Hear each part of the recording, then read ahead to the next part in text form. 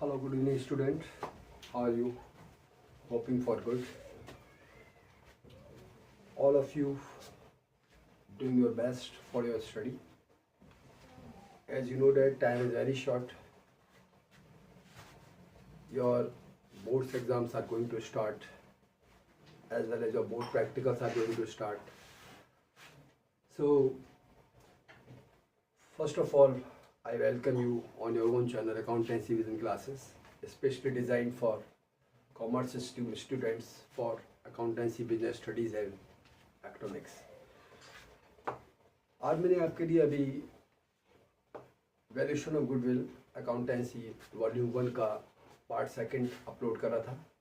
अब मैं आपको कुछ इंपॉर्टेंट क्वेश्चंस इकोनॉमिक्स के चैप्टर वाइज और उन चैप्टर्स में भी क्या क्या चीज़ इंपॉर्टेंस है मैक्रो इकोनॉमिक्स में वो बता रहा हूँ। मैक्रो इकोनॉमिक्स में चैप्टर वाइज इंपॉर्टेंट क्वेश्चंस जो कि बोर्ड के पॉइंट ऑफ व्यू से बहुत इंपॉर्टेंट हैं और आपके प्रैक्टिकल के हिसाब से बहुत इंपॉर्टेंट है। मैं 2 सिटिंग में उससे कवर अप करूँगा। पहले मैं पार्ट 1 बताऊँगा और उसके बाद कुछ टाइम बाद मैं आपके लिए पार्ट सेकेंड इसका अपलोड करूँगा। Okay students, so let start without any delay some important topics chapter wise of macroeconomics 12th class. There are 11 chapters in macroeconomics. Some basic concept of macroeconomics, national income and related aggregates, chapter number 2. Methods of calculating national income, money and supply of money, banking, commercial banks and the central bank, aggregate demand and its components, short-term equilibrium output, problem of deficit demand and excess demand, government budget and the economy, foreign exchange rate and balance of payment. These are the chapters of macroeconomics. Okay students, so इसमें ये जो starting chapter है some basic concept of macroeconomics, national income and related aggregates and method of calculating national income. इसके बारे में मैंने आपको एक वीडियो के थ्रू जो कि मैंने अपने चैनल पे अपलोड करा था नेशनल इनकम के बारे में, जिसमें मैंने आपको रिलेटेड एग्रीगेट्स, मेथड्स और नेशनल इनकम को करने का तरीका बताया था। उसका पार्ट सेकंड में भी मैं आपके लिए अपलोड करूंगा, जिसमें कुछ न्यूमेरिकल प्रॉब्लम पर डिस्कस करेंगे। So some basic concept of macro economics अगर मैं देखूं तो मैक्रो इकोनॉमिक्स आपको पता ही है। इकोनॉमी क्या होती है? Economy is a system in which a human being earn their living. Economics के फादर थे एडम स्मिथ और मैक्रो इकोनॉमिक्स के फादर हैं John Maynard Keynes. As a commerce stream students अगर आप इकोनॉमिक्स पढ़ रहे हैं तो ये बेसिक चीज़ें आपको पता होनी चाहिए, राइट। तो some basic concept of macro economics की अगर मैं बात करूं तो इसमें कुछ क्वेश्चन इंपॉर्टेंट बनते हैं, जैसे कि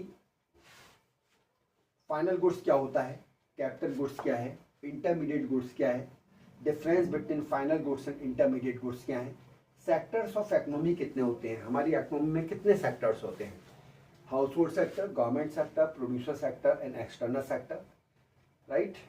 इज इट क्लियर? फिर leakage and injection in the circular flow of economy क्या है। ये इस चैप्टर से कुछ इंपॉर्टेंट क्वेश्चन हैं, जिससे मोस्ट इंपॉर्टेंट क्वेश्चन जो बनता है वो बनता है फाइनल गुड्स और इंटरमीडिएट गुड्स के बारे में, राइट, इस चैप्टर से। सेकेंड चैप्टर हमारा है national income and related aggregates. इसमें nominal GDP and real GDP पर बेस क्वेश्चन बनता है, जीडीपी एंड वेलफेयर पे क्वेश्चन बनता है, normal resident of India and non resident of India में डिफरेंस क्या है, नॉर्मल रेजिडेंट ऑफ इंडिया और नॉन रेजिडेंट ऑफ इंडिया में डिफरेंस क्या है, ये क्वेश्चन बहुत इंपॉर्टेंट बनता है। उसके बाद अगर मैं methods of calculating national income की बात करूँ, ये चैप्टर मैंने कल चैनल पे अपलोड करा था अकाउंटेंसी विजन क्लासेस के थ्रू, जो कि आपका अपना चैनल है जिसको आप इतना प्यार और सपोर्ट देते हैं। इसमें सिर्फ problem of double counting and how to avoid it, double counting की प्रॉब्लम क्या है और आप इसे कैसे अवॉइड कर सकते हैं, this is the most important question. Chapter wise important question बता रहा हूँ।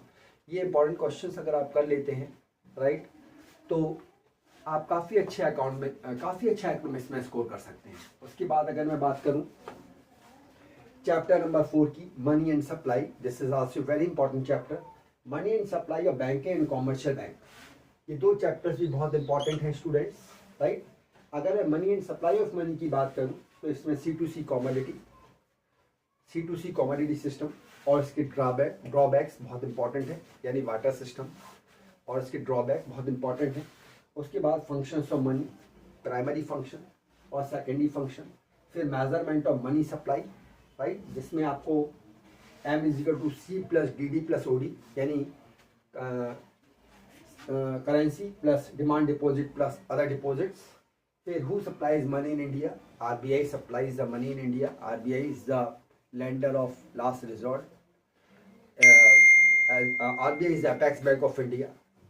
ये कब फाउंडेड हुआ था और कब नेशनलाइज्ड हुआ था, इसके बारे में मैंने आपको कल बताया था, जब मैं आपको बता रहा था कि इको के प्रैक्टिकल के लिए क्वेश्चन बहुत इंपॉर्टेंट है, आप अच्छे से प्रिपेयर करिएगा। उसके बाद अगर मैं banking, commercial bank and central bank की बात करूं तो इसमें से क्वेश्चन बनता है, यहाँ मैंने क्वेश्चन लिखे हैं चैप्टर नंबर 5 के। फंक्शंस ऑफ कॉमर्शियल बैंक क्या है? Accepting deposit, advancing lawn. Commercial bank के 2 ही फंक्शन होते हैं, डिपॉजिट्स एक्सेप्ट करना और एडवांसिंग लॉन को प्रोवाइड करना। फिर credit creation bye commercial bank, commercial bank कैसे क्रेडिट क्रिएशन करता है, कैसे क्रेडिट जनरेट करता है इकोनॉमी में। उसके बाद functions of central bank, very very important, एक क्वेश्चन में लिखना भूल गया, what is the difference between central bank and commercial bank, this is also very important question of this chapter. फिर how does, this is the most important question, ये very very important question है, how does the central bank control flow of credit money supply in the economy. और ये question दूसरे form में भी आ सकता है, what are the principal instrument of monetary policy of central government.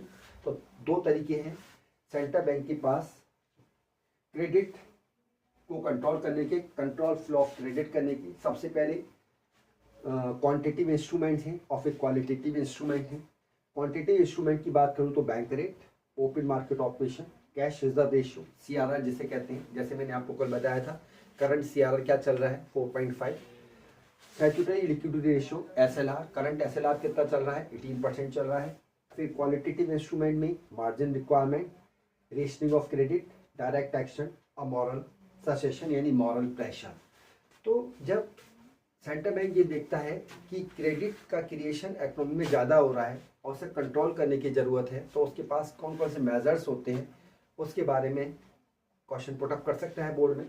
तो 2 मेजर्स आपको याद रखने हैं, एक तो क्वांटिटिव और एक क्वालिटेटिव, राइट। ये क्वेश्चन 2 तरीके से आ सकता है।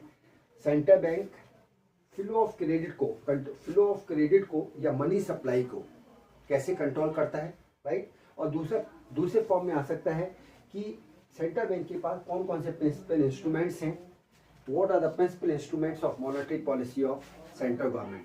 ये 5 चैप्टर्स हैं, 5 चैप्टर्स के मैंने आपको इंपॉर्टेंट क्वेश्चन बताए, right, chapter wise important question. भाई देखो सीधी बात है, some basic concept of macro economics में से लिमिटेड क्वेश्चंस हैं। इनका मैं रिलेटेड एग्रीमेंट्स में से एग्रीगेट्स मैंने आपको बताया है, राइट, कैसे हम डोमेस्टिक से नेट पर, नेट से डोमेस्टिक पर क्या क्या चीज़ें हमें प्लस माइनस करनी पड़ेगी, डोमेस्टिक से नेट पर पहुंचने के लिए, नेट से ग्रॉस पर पहुंचने के लिए। और दूसरी चीज़ कैसे नेशनल से हम डोमेस्टिक पर पहुंचते हैं, डोमेस्टिक से नेशनल पहुंचते हैं, FC से MP पर पहुंचते हैं, MP से FC पर पहुंचते हैं, प्रोडक्ट कभी चेंज नहीं होता। इस चैप्टर में सारा वही की पूछा गया है। नेशनल इनकम मैं आपको करा ही रहा हूँ, उसका पार्ट भी मैं जल्दी आपके लिए अपलोड करूँगा।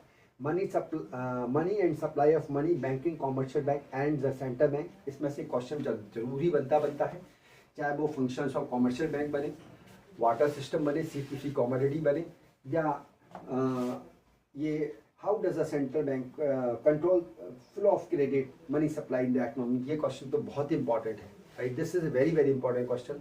मैक्सिमम टाइम बोर्ड के पेपर में क्वेश्चन देखा गया है, राइट। तो ये चैप्टर्स आपके 5 चैप्टर्स हैं। ये 5 चैप्टर्स के मैंने आपको चैप्टर वाइज इंपॉर्टेंट क्वेश्चन बताए। उसके बाद government budget, foreign exchange rate और बैलेंस ऑफ पेमेंट, इसमें से भी क्वेश्चन बनता है, आता है। तो ये चैप्टर्स आपके अच्छे से तैयार होने चाहिए, यानी ये चैप्टर मनी एंड सप्लाई और ये वाला पार्ट अगर आप अच्छे से तैयार कर लेते हैं तो पास होने की तो कोई प्रॉब्लम आपको इको में है ही नहीं, राइट। उसके बाद aggregate demand and it's component, short and equilibrium output, problem of deficit demand and excess demand. इसमें चैप्टर वाइज कौन कौन से क्वेश्चन इंपॉर्टेंट बनते हैं ये हम आपको नेक्स्ट वीडियो में बताऊंगा। राइट। तब तक के लिए इन चैप्टर वाइज जो मैंने आपको इंपॉर्टेंट क्वेश्चन बताए अच्छे से तैयार करिए। देखो स्टूडेंट, टाइम अब आपके पास नहीं है, काउंटेबल टाइम है, you can count the days, right. तो ऐसा भी नहीं है कि पूरा साल आपके सामने पड़ा है और पूरे साल में आपने क्या करा है ये आपसे बेहतर कोई नहीं जानता। आप किस हिसाब से आपने सेल्फ स्टडी करिए, कितना आपने अपने टीचरों को सुना है, राइट। लेकिन अब ये टाइम है कि जिस टाइम आपको दिन रात एक करना है, मैक्सिमम टाइम आपको पढ़ाई के लिए देना है, क्योंकि ये टाइम जो आप इस टाइम देंगे, इस मोमेंट पे देंगे, ये आगे आने वाले आपके फ्यूचर को डिसाइड करेगा। ये बात मेरी आप याद रखिएगा, आपका आगे आने वाला फ्यूचर इस बात पे डिपेंड करेगा कि आप इस टाइम अपनी पढ़ाई के लिए कितना अवेयर हो, कितने अच्छे से पढ़ाई कर रहे हो।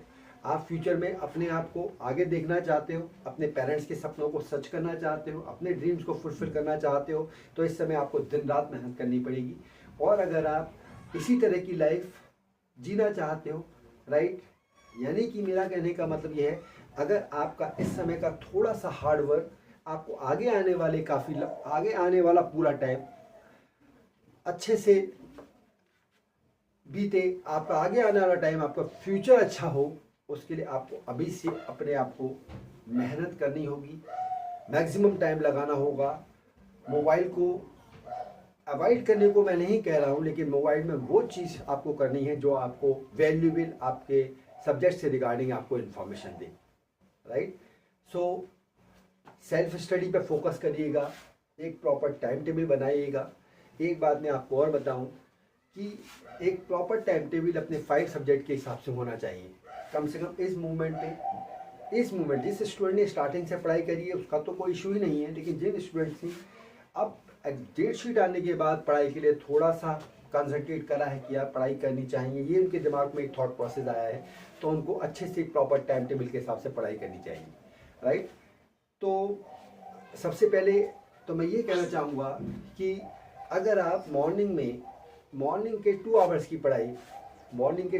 पढ़ाई अगर आप दिन में पढ़ाई करते हैं, राइट, उसकी 4 आवर्स की पढ़ाई के बराबर है। यानी अगर आपने दिन में 4 आवर्स पढ़ा और मॉर्निंग में आपने 2 आवर्स पढ़ा तो ये पढ़ाई इक्विवेलेंट है, क्योंकि मॉर्निंग में आपका जो माइंड है वो बिल्कुल पीसफुल रहता है, आप अच्छे से चीज़ों को कंसंट्रेट करते हैं, राइट।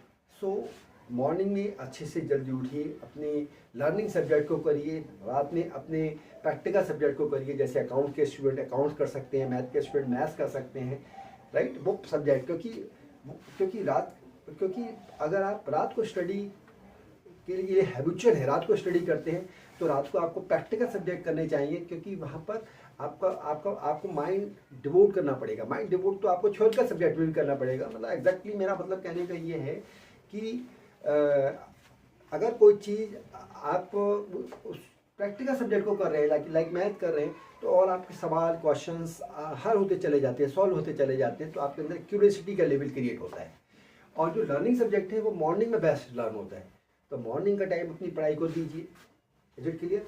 तो इसी के साथ मैं वीडियो यही ख़त्म करता हूँ। बाकी चैप्टर के बारे में इंपॉर्टेंट क्वेश्चन चैप्टर वाइज मैं अभी थोड़ी देर में लेके आऊँगा या अपलोड करूँगा जल्दी। सो अगर आप चैनल पर नए हैं तो चैनल को सब्सक्राइब करना नहीं भूलना है। कॉमर्स स्ट्रीम के स्टूडेंट जितने भी आपके हैं, जितने भी आपके जान पहचान के हैं, सबको इस वीडियो को शेयर करिए, लाइक करिए, बेल आइकन को दबाना तो नहीं भूलिएगा, ताकि लेटेस्ट अपडेट आप तक पहुँचते रहें। So thank you so much for watching it. Have a good day, have a nice day. Thank you.